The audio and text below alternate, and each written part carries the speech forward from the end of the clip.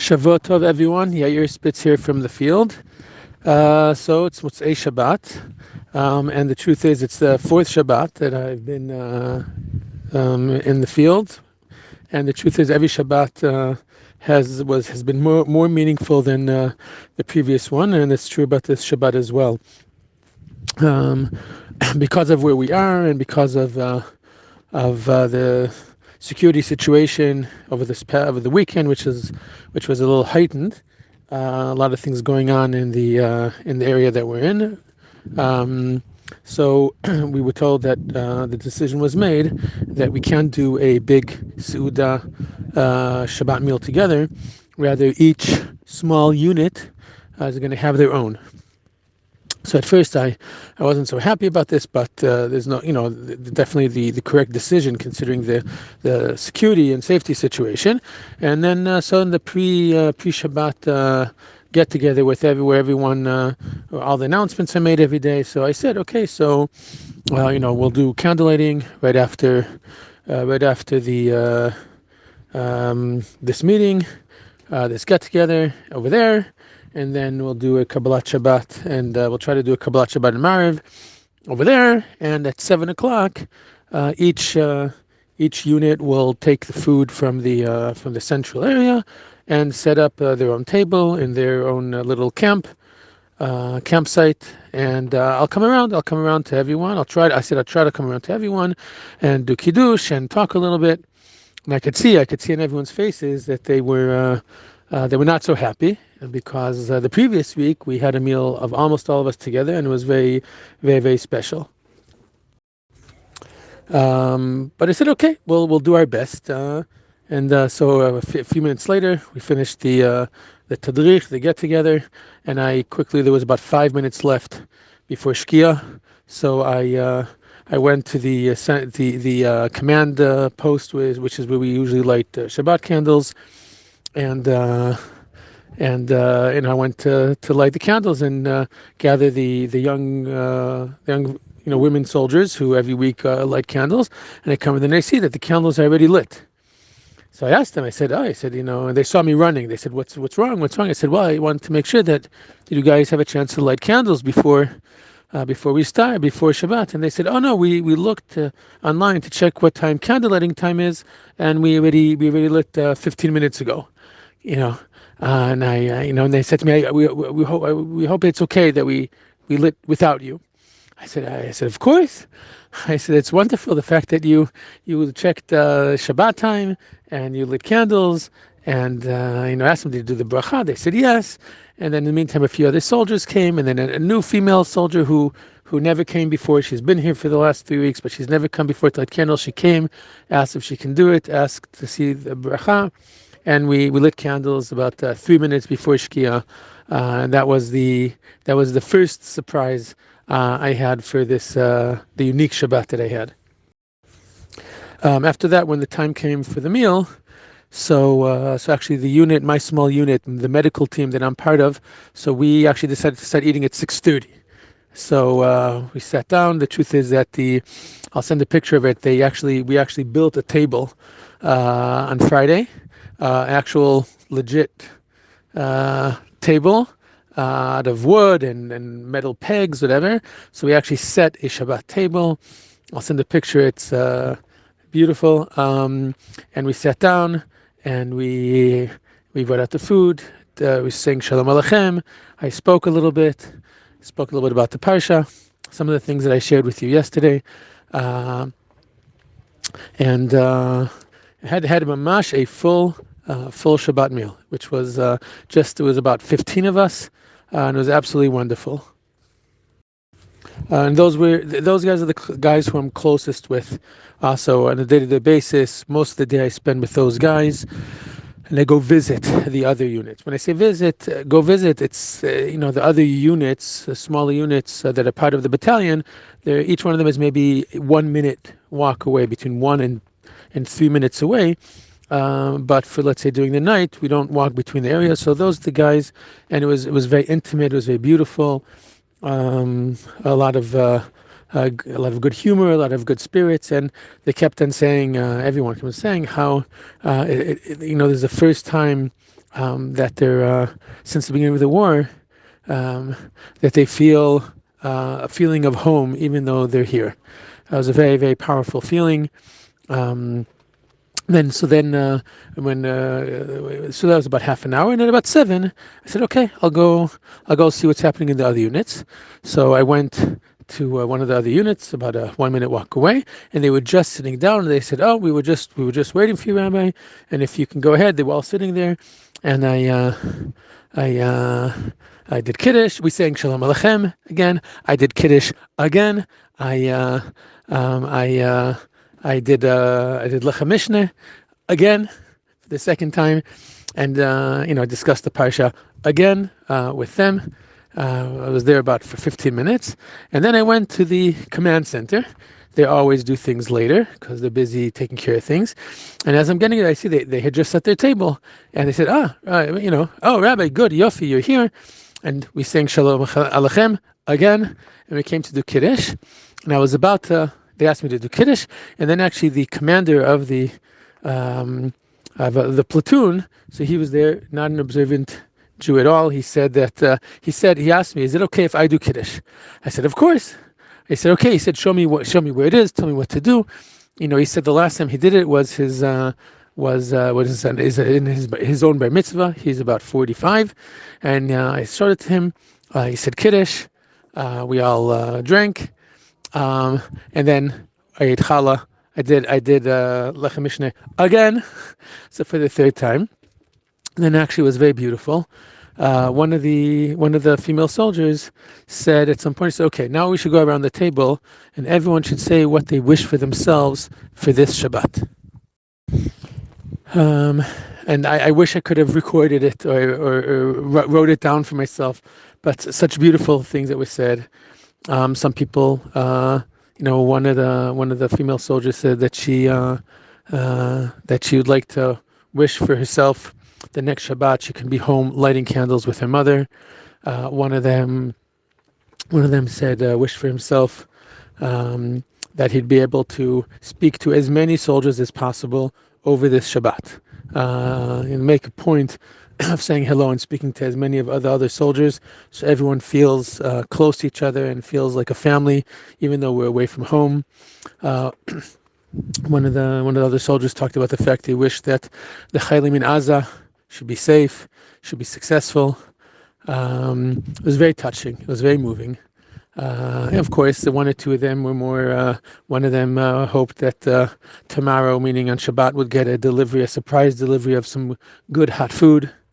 I personally wished for myself that I'd be able to. I shared with them the story I shared with you the other day about what Nitza, my wife, when I discussed with her whether I should be home for Shabbat or not, that she said that she feels that that it's more important for me to be here in the army. So I shared that story with them, and I told them that I wish for myself that I'll be able to live up to the expectations of my family for being here, and to justify the fact that I'm away from home from my wife and my kids.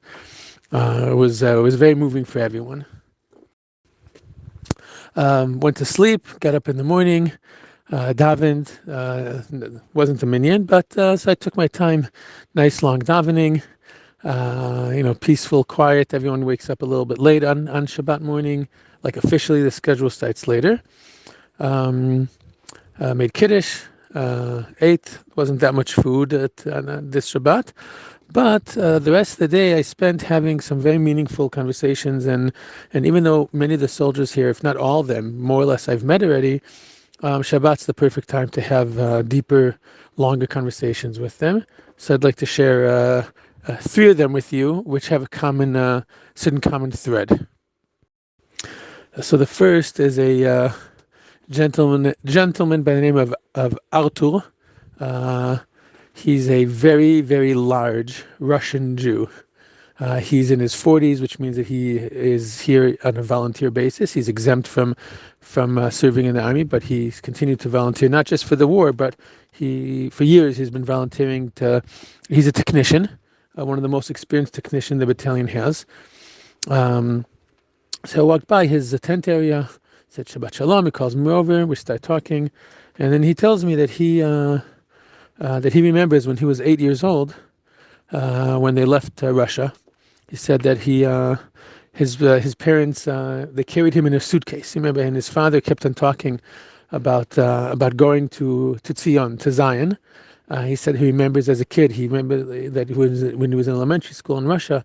He said that in school they used to call him anti-Semitic names. They used to beat him up. And he remembers his father told him that one day they're going to go to Israel. And he said in 1991, when he was 8 years old, they finally were able to leave. Told me a little bit about the difficulty of the voyage. Told me he remembers when they landed, his father told him to get down on the ground, and together they knelt on the floor and they kissed the ground. And then he went on to tell me a little bit about some of the difficulties he had when he came to Israel. He said that when he first came, his parents put him in a religious elementary school. And he was only there for a few years, and he's always regretted that he didn't actually finish his schooling in a religious school. This is because when he grew up, he looked at the Bnei Akiva kids that he learned with. He says he learned to appreciate their style of life, and he wishes he would have grown up that way, so he'd be able to continue with that lifestyle and be more familiar with it as well. The second soldier that I had a longer discussion with is a young man by the name of Jonathan, with a strong French accent. He's 23 years old, made Aliyah on his own 5 years ago when he was 18, came here when he was 18 on his own, was a lone soldier, served in the army, got out about 2 years ago, and he's a student lives in Beersheba, and he's studying in the University in Beersheba. And he shared with me a little bit about why he decided to come. He said he felt that there's no future. He's from Strasbourg. He said that it's clear to him that there's no future for Jews in Europe.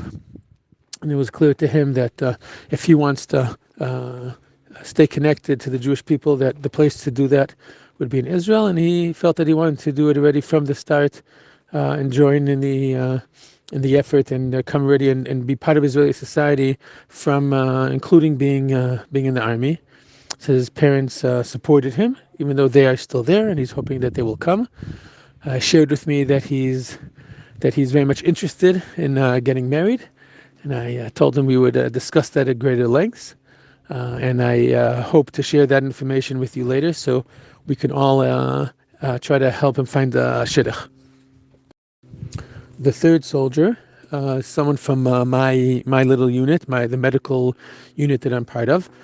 And after I finished davening this morning, everything was still pretty quiet. Most of the guys were still sleeping, and he and I were sitting alone on the benches in between all the tents. And he said to me something to the effect of, that he really appreciates the idea of Shabbat, and that if it weren't for the fact that you can't watch TV, then he really thinks he would keep Shabbat. He said he remembers when he was a kid, he went to his cousins who are observant, and he, as a kid, he went to them with them. They stayed with them at these cousins' house for Shabbat, and he remember they had a meal, the Shabbat meals, and they went to shul. And he remembers as a kid how much he enjoyed going to shul, going to synagogue, participating with the songs and hearing all the stories. And he says he would like to have his children exposed to that. He says, but if it just weren't for some of the things that you're not supposed to do on Shabbat, he says if it weren't for those things, I think I could get on board with it. He went on to tell me that when his first son was born, he says his wife was had a very difficult labor, and they had to do a vacuum birth. I'm sure many of you know what that is. He said he was stressing out, and he said he found himself for the first time in his life as an adult turning to God. And he said, in his words, he says, and basically praying, and I promised God, promised Hashem, that if my son is born healthy, I'll be chozer b'tshuva. I'll be ba'al tshuva, and I'll do everything. And then he said, and I really felt like it was a real prayer. He said, and then he said, of course, my son was born healthy, and of course, I didn't fulfill it. And he kind of looked disappointed in himself. I went on to share with all three of them, each one slightly differently, a common thread that I found in the conversation with them, and that is that Torah and mitzvot and Judaism is not a zero-sum game. And what I mean by that is, I said to them, look, when it comes to your physical sustenance, when it comes to your diet and what we eat, it's not a zero-sum game. Sometimes we eat healthy things, and sometimes most of us also eat unhealthy things. And the fact that I may have drink some Coca-Cola later has nothing to do with the fact that right now I want to eat a salad, and I need to eat vegetables and fruits because it's healthy for me. And every single vegetable, every single cucumber that you eat is healthy for you, period, on its own, and of value on its own, regardless of what you might eat afterwards. So that it's no different with spiritual sustenance. And also over there, it's not a zero-sum game. Every single mitzvah that a person does, or the way I put it is, every single thing that you do that connects you more and expresses more your relationship with your tradition, with our history, with our culture, with our religion, with our faith, it on its own is of tremendous value. And it's completely disconnected and regardless of what you did beforehand and what you're going to do afterwards. And I said to the third soldier, I said to him, I have no doubt that tefillah that you said, that prayer that you said, that your son should be born healthy, it was honest and it was pure. And the fact that at a time, of course, I understand the psychological explanation for why at that moment you turned to God. But the fact that you turned to God and to Hashem and you prayed and you asked reveals that on the deepest level of your being, you recognize a relationship with God. I said, and even if you didn't do anything with that promise, that experience that you had, and the fact that you look back on it, and the fact that you are reminiscing about the religious experiences that you were exposed to, this reveals something about yourself.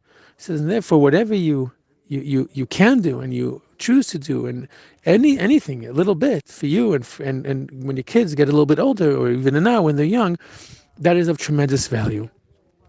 And the same idea came up with when I spoke to Artur and to Yonatan, and I saw how much it's important for people to be reinforced with the good that we do.